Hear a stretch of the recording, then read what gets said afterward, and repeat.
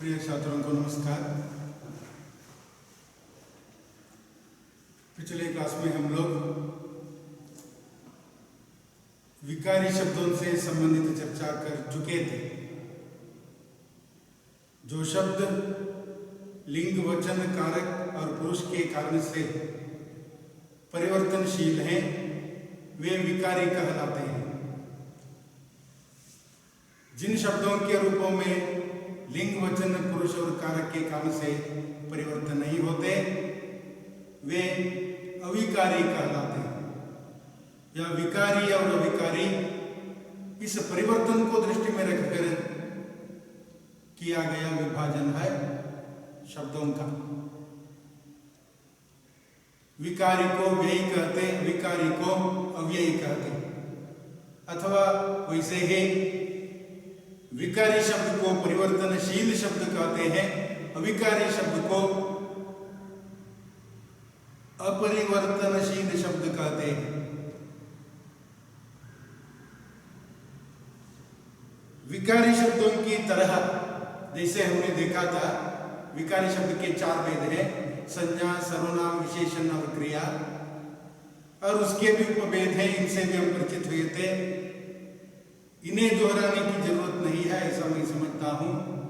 जैसे मैंने बीच बीच में बता दिया और उससे आप परिचित भी हुए हैं, ऐसा मैं समझता हूं। इसके बाद अब ध्यान देने की बात यह है कि कुछ उदाहरण हम देख लेंगे, पता चलता है। बालिका पढ़ती है, यह शब्द स्त्रीलिंग शब्द है, पढ़ने वाली बालिका है और बालिका होने के कारण किससे पढ़ती है? वे पढ़ते हैं, तुम पढ़ते हो, बच्चा पढ़ेगा। ऐसे जो वाक्य हैं यहां परिवर्तन लिंग के अनुरूप ही होता है। अथवा देखिए, किसी भी आधार पर कोई विकार नहीं आया, वाक्य में किसी भी आधार पर कोई परिवर्तन नहीं आया तो वह अव्ययी कहलाता है, अविकारी कहलाता है। तुम प्रतिदिन पढ़ते हो, वे प्रतिदिन पढ़ते हैं, बालिका प्रतिदिन पढ़ती है, बच्चा प्रतिदिन पढ़ेगा। इन वाक्यों में हम देखते हैं प्रतिदिन शब्दों में कोई अंतर नहीं हुआ, इसलिए यह प्रतिदिन इस अव्ययी के लिए उदाहरण है। अव्ययी, वहां थोड़ा सा भी परिवर्तन नहीं है। बालिका पढ़ती है, इसमें प्रतिदिन पढ़ती है, तो प्रतिदिन में कोई परिवर्तन नहीं। वे पढ़ते हैं, वे प्रतिदिन पढ़ते हैं, इस वाक्य में भी प्रतिदिन में कोई बदलाव नहीं। तुम प्रतिदिन पढ़ते हो, तुम होने के कारण से अंत में हुआ है, तुम प्रतिदिन पढ़ते हो, यहां भी प्रतिदिन वैसे ही है। इस प्रकार ध्यान देने की बात यह है कि कुछ शब्दों में वह परिवर्तन नहीं होता, ऐसे शब्दों को हम अव्ययी कहते, अपरिवर्तनशील कहते, अविकारी कहते। वैसे ही अविकारी के चार भेद हैं। अपरिवर्तनशील शब्दों के चार प्रकार हैं। ये है क्रिया विशेषण, जिसे मैंने वहां बता दिया, लिख दिया कि अविकारी के चार भेद हैं।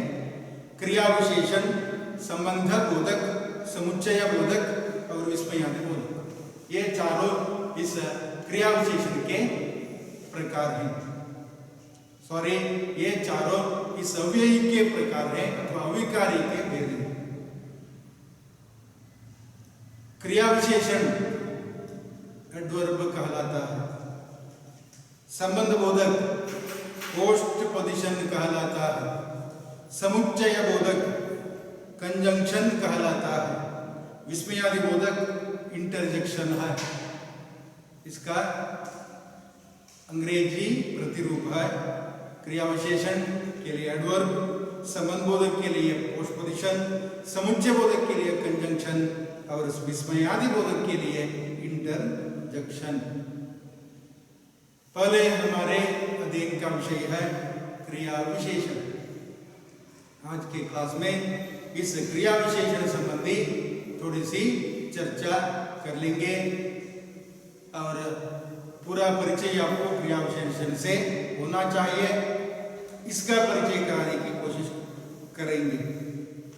जैसे हमने देखा क्रिया विशेषण का अपना अलग स्वरूप है। अविकारी शब्द का प्रथम भेद है क्रिया विशेषण। कुछ वाक्य हम पढ़ते हैं, इन वाक्यों को पढ़ने से पता चलता है वहां क्रिया विशेषण शब्द कौन सा है और उस विशेषण शब्द, उस क्रिया विशेषण वाक्य में विशेषण शब्द कौन सा है, इनसे परिचय हासिल कर सकते हैं। उदाहरण के लिए देख लेंगे, मिसाल के तौर पर ध्यान देंगे। घोड़ा तेज दौड़ता है, आप मेरे पीछे पीछे आइए, हमें सदा सत्य बोलना चाहिए, संचित दिन भर सोता रहता है, वह अवश्य आएगा। ऐसे जो वाक्य है, मतलब ऐसे क्रिया विशेषण का जो वाक्य है, इन वाक्यों में क्रिया की विशेषता का बोध हुआ। उदाहरण के तौर पर देख लेंगे, मैंने बता दिया घोड़ा तेज दौड़ता। इस वक्त में दौड़ना क्रिया है, वर्तमान काल की क्रिया है। घोड़ा दौड़ता है तो वह सामान्य वर्तमान काल का वाक्य बन जाता है, लेकिन सामान्य वर्तमान काल का वाक्य बता देने से इसमें वह आशय व्यक्त नहीं होगा जो आशय इस वाक्य में हुआ है। उदाहरण के लिए यहाँ बताया गया है, दिया गया है कि घोड़ा तेज दौड़ता है। दौड़ने की विशेषता तेज शब्द से चलता है। वह कैसे दौड़ता है, इस प्रश्न का उत्तर तेज नामक शब्द के द्वारा चलता है। इसलिए घोड़ा तेज दौड़ता है वाक्य में तेज शब्द दौड़ता है शब्द की विशेषता है। आप मेरे पीछे पीछे आइए, इस वाक्य में भी आइए क्रिया है, उस क्रिया की विशेषता पीछे पीछे शब्द से चलता है। आप मेरे पीछे पीछे आइए, इस वाक्य में पीछे पीछे आइए नामक शब्द की विशेषता है, इसलिए आइए नामक क्रिया की विशेषता है, इसलिए इस वाक्य में भी पीछे पीछे शब्द को हम क्रिया विशेषण के रूप में देखते हैं। हमें सदा सत्य बोलना चाहिए, इस वाक्य में चाहिए, इस वाक्य में हम देखते हैं सत्य बोलना चाहिए, सदा सत्य बोलना चाहिए। यह सत्य बोलना जो क्रिया है, उस क्रिया की विशेषता सदा नामक विशेषण को जोड़ने से चलाया जाता है। विशेषण को जोड़ने से पता चलता है, पता लगाया जाता है। इसलिए सदा शब्द सत्य बोलना नामक क्रिया की विशेषता है। वैसे संचित दिन भर सोता रहता है, संचित नामक लड़का दिन भर सोता रहता है, यह इस वाक्य का आशय है। दिन भर सोता रहता है, सोता रहता, यह प्रेजेंट कंटिन्यूअस टेंस है, अपूर्ण वर्तमान काल का वह वाक्य है। सोता रहता है, कौन संचित, कब, दिन भर, इसलिए सोने की विशेषता दिन भर शब्द से चलता है, इसलिए संचित दिन भर सोता रहता है। इस वाक्य में दिन भर शब्द को विशेषण के रूप में अपनाते हैं। वह अवश्य आएगा, आएगा बात दूसरी है, लेकिन अवश्य आएगा आने की विशेषता का बोध अवश्य से चलता है, इसलिए यह अवश्य आएगा इस क्रिया विशेषण का और एक रूप है और एक मिसाल है। मैंने बता दिया तेज, पीछे पीछे, सदा, दिन भर, अवश्य आदि शब्द क्रमशः आइए, सत्य बोलना चाहिए, सोता रहता है, आइएगा क्रियापदों की विशेषता है, अतः ये क्रिया विशेषण है। कुछ हद तक आपको पता चला क्रिया विशेषण क्या है। क्रिया विशेषण वह अविकारी शब्द है जिससे क्रिया की विशेषता का बोध होता है। यह क्रिया विशेषण का स्वरूप है। वैसे क्रिया विशेषण की सही परिभाषा दी गई है, देखिए, जो शब्द क्रिया की विशेषता का बोध कराते हैं उन्हें क्रिया विशेषण कहते हैं, अथवा जो शब्द क्रिया की विशेषता का बोध कराता है वह क्रिया विशेषण कहलाता है। इस क्रिया विशेषण के 4 भेद हैं। क्रिया विशेषण के 4 भेद हैं। जैसे हमने देखा था पिछले क्लासों में, संज्ञा के 5 भेद हैं, सर्वनाम के 6 भेद हैं, विशेषण के 4 भेद हैं, क्रिया के भी प्रयोग की दृष्टि से और कर्म की दृष्टि से 2 भेद हैं, 3 भेद हैं। वैसे और एक दृष्टि से क्रिया के 5 भेद हैं। इन सबसे हम परिचित हुए थे, इसे फिर दोहराने की जरूरत नहीं है। आपके ध्यान को उधर जोड़ाने के लिए मैंने बता दिया है। अब हमारा विषय है क्रिया विशेषण। इसके 4 भेद हैं। विशेषण अलग है, क्रिया विशेषण अलग है, ध्यान देना होगा। विशेषण से संज्ञा और सर्वनाम की विशेषता का बोध होता है। क्रिया विशेषण से क्रिया की विशेषता का बोध होता है। विशेषण के भी 4 भेद हैं, क्रिया विशेषण के भी 4 भेद हैं। विशेषण के 4 भेद हैं गुण, संख्या, परिमाण, सार्वनामिक। गुणवाचक विशेषण, संख्यावाचक विशेषण, परिमाणवाचक विशेषण और सार्वनामिक विशेषण, यह इस विशेषण की विशेषता है। अब हमारी चर्चा का विषय है, हम चर्चा कर रहे हैं क्रिया विशेषण की। इस क्रिया विशेषण के भी 4 भेद हैं। ये है रीतिवाचक क्रिया विशेषण, स्थानवाचक क्रिया विशेषण, कालवाचक क्रिया विशेषण और परिमाणवाचक क्रिया विशेषण। ध्यान दीजिए, काल, स्थान, रीति, परिमाण, ये चारों क्रिया विशेषण के भेद हैं। कालवाचक, स्थानवाचक, रीतिवाचक और परिमाणवाचक क्रिया विशेषण इस क्रिया विशेषण के 4 भेद हैं। रीतिवाचक क्रिया विशेषण को अंग्रेजी में एडवर्ब ऑफ मैनर कहते, स्थानवाचक क्रिया विशेषण को एडवर्ब ऑफ प्लेस कहते, कालवाचक क्रिया विशेषण को एडवर्ब ऑफ टाइम कहते, परिमाणवाचक क्रिया विशेषण को एडवर्ब ऑफ क्वांटिटी कहते हैं। इनसे हमें परिचित होना है। इन क्रिया विशेषणों में जो 4 प्रकार हैं अथवा भेद हैं, रीतिवाचक, स्थानवाचक, कालवाचक और परिणामवाचक अथवा काल, स्थान, रीति, परिमाणवाचक, इनसे हमें परिचित होना है। पहले रीतिवाचक क्रिया विशेषण, जो क्रिया विशेषण क्रिया के होने की रीति अथवा ढंग का बोध कराता है। जो क्रिया विशेषण क्रिया के होने की रीति अथवा ढंग का बोध कराता है उसे कहते हैं रीतिवाचक क्रिया विशेषण। जैसे उदाहरण के लिए, हाथी धीरे धीरे चलता है। हाथी चलता है अलग है, धीरे धीरे चलता है अलग है। धीरे धीरे चलता है, हाथी चलने की रीति का विशेष वहां व्यक्त होता है, रीति की विशेषता का बोध उधर होता है। इसलिए हाथी चलने की रीति का बोध धीरे धीरे शब्द से चलता है, इसलिए हाथी धीरे धीरे चलता है। रीतिवाचक क्रिया विशेषण के लिए उदाहरण है, बच्चों शोर मत करो। इस वाक्य में हम देखते हैं बच्चों को इशारा किया जाता है, शोर मत करो। इसलिए रीति पर इशारा है, क्रिया होने की रीति पर इशारा है। शोर मत करो के माध्यम से बच्चों को रोकने का प्रयत्न किया गया है। मैं यथा सामर्थ्य दान दूंगी, मैं यथा सामर्थ्य दान दूंगी। दान देना अलग है, अपनी सामर्थ्य के अनुसार दान देना अलग है।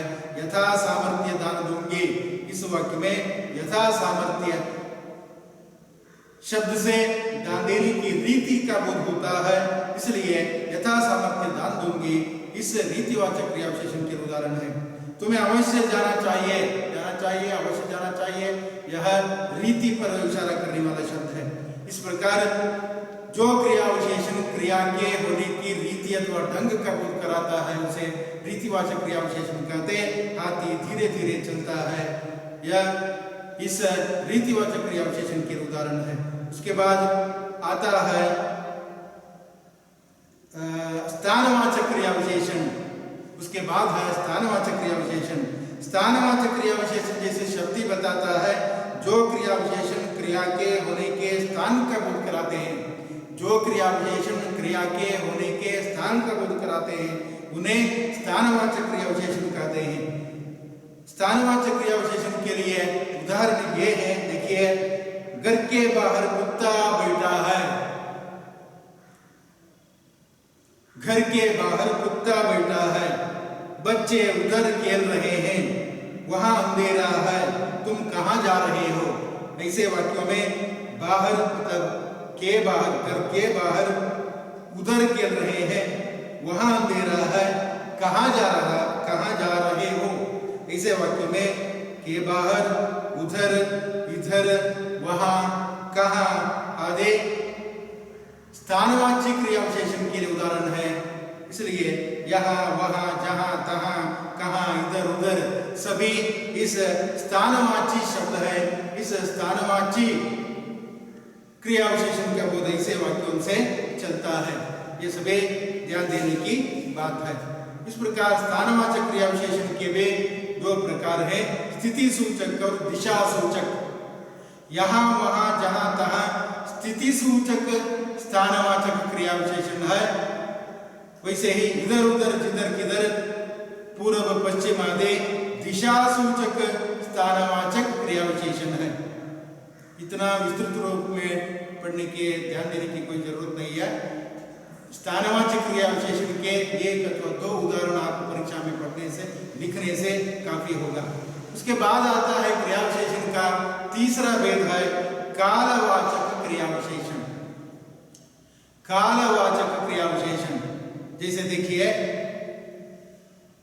जो क्रिया विशेषण क्रिया के होने के समय का बोध कराता है उसे कहते हैं कालवाची क्रिया विशेषण।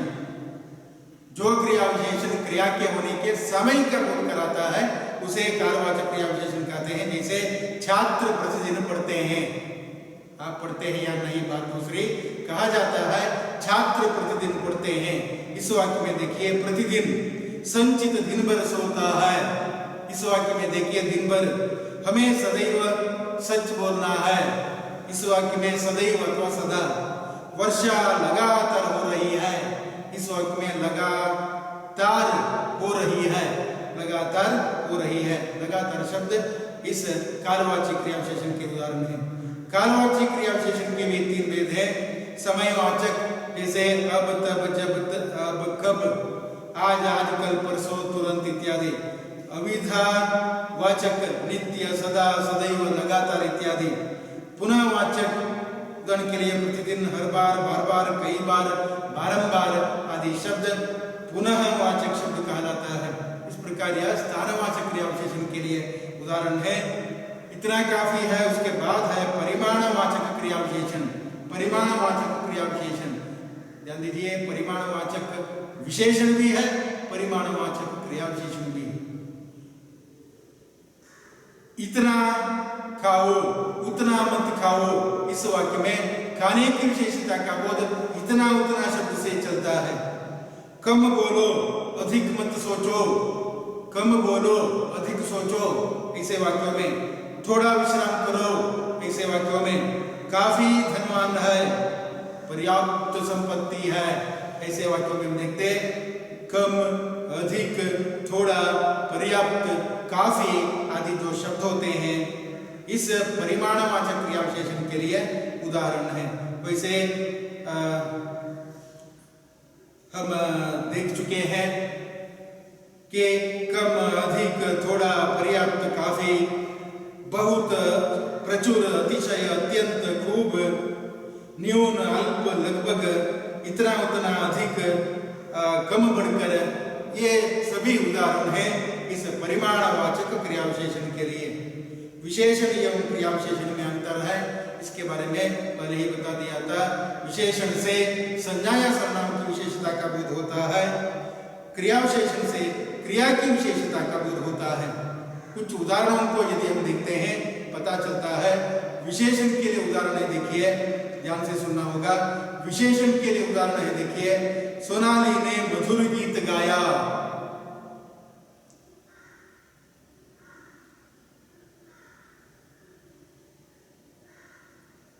या विशेषण है या क्रिया विशेषण।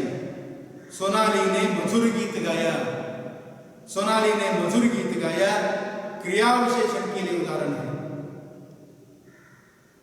सोनाली ने मधुर गीत गाया विशेषण के लिए उदाहरण है। सॉरी, सोनाली ने मधुर गीत गाया विशेषण के लिए उदाहरण है। सोनाली मधुर गाती है क्रिया विशेषण के लिए उदाहरण है। सोनाली मधुर गाती है, वह गाती है, मधुर गाती है, अच्छा गाती है। गाने की विशेषता का बोध मधुर शब्द से चलता है। वे बहुत बोल रहे हैं, वे बोल रहे हैं क्रिया है, बहुत बोल रहे हैं क्रिया विशेषण है। रूपाली सुंदर लड़की है विशेषण के लिए उदाहरण है। रूपाली सुंदर दिखती है क्रिया विशेषण के लिए उदाहरण है। इस प्रकार विशेषण और क्रिया विशेषण में अंतर है। क्रिया विशेषण में क्रिया की विशेषता का बोध होता है, विशेषण में संज्ञा या सर्वनाम की विशेषता का बोध होता है। इससे परिचित होना होगा। हेमा मालिनी अच्छी अभिनेत्री है।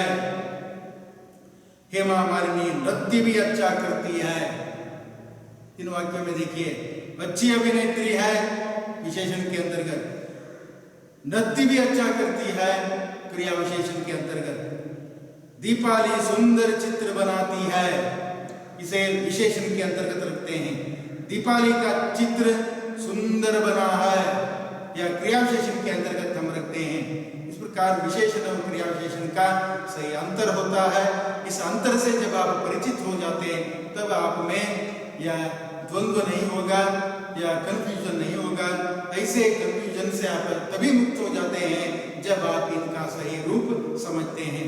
विशेषण से संज्ञा या सर्वनाम की विशेषता का बोध होता है, क्रिया विशेषण से क्रिया की विशेषता का बोध होता है। इससे परिचित होना है। क्रिया विशेषण की परिभाषा देकर उदाहरण सहित समझाई है। मैंने बता दिया क्रिया की विशेषता का बोध कराने वाला विकारी शब्द क्रिया विशेषण है। उदाहरण हमने देखा है। क्रिया विशेषण के कितने भेद हैं? 4 भेद हैं, काल, स्थान, रीति, परिमाण। प्रत्येक नाम लिखकर उसके 2-2 उदाहरण दीजिए। उदाहरण सुनाया गया है। अंतर स्पष्ट कीजिए। विशेषण और क्रिया विशेषण। विशेषण से विशेषता का बोध होता है संज्ञा या सर्वनाम की, क्रिया विशेषण से विशेषता का बोध होता है क्रिया की। रीतिवाचक क्रिया विशेषण और परिमाणवाचक क्रिया विशेषण। रीतिवाचक क्रिया विशेषण से क्रिया के होने की रीति का बोध होता है, क्रिया के होने के ढंग का बोध होता है। हाथी धीरे धीरे चलता है या रीतिवाचक क्रिया विशेषण के उदाहरण है। और परिमाणवाचक क्रिया विशेषण के उदाहरण है उतना मत खाओ, इतना खाओ। जिस क्रिया विशेषण से क्रिया के होने के परिमाण का बोध चलता है और परिमाणवाचक क्रिया विशेषण है। स्थानवाचक और कालवाचक क्रिया विशेषण का अंतर क्या है? स्थानवाचक से इधर उधर का पता चलता है, उधर चलता है, इधर चलता है, यह स्थानवाचक के लिए उदाहरण है। कालवाचक के लिए उदाहरण है प्रतिदिन पढ़ते हैं, दिन भर सोता है इत्यादि। वैसे ही नीचे दिए लिखे गए क्रिया विशेषण से वाक्य बनाइए एक एक करके दिन भर। इस प्रकार यहाँ कई उदाहरण है, इनसे आपको परिचित होना है। और इतना हमें काफी है। परीक्षा की दृष्टि से आपको मात्र यह पूछा जाता है कि क्रिया विशेषण की परिभाषा लिखकर उसके भेद समझाइए, प्रत्येक का उदाहरण दीजिए। इस प्रकार आज की क्लास में हम लोग अविकारी शब्दों से भी थोड़ी सी चर्चा कर चुके। साथ साथ अविकारी शब्दों में पहला जो भेद है क्रिया विशेषण, इसकी परिभाषा, इसके भेद और उदाहरण के साथ साथ परिचित हुए हैं।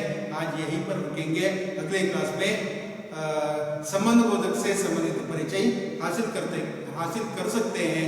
आज के लिए यहीं समाप्त करेंगे। धन्यवाद, नमस्कार।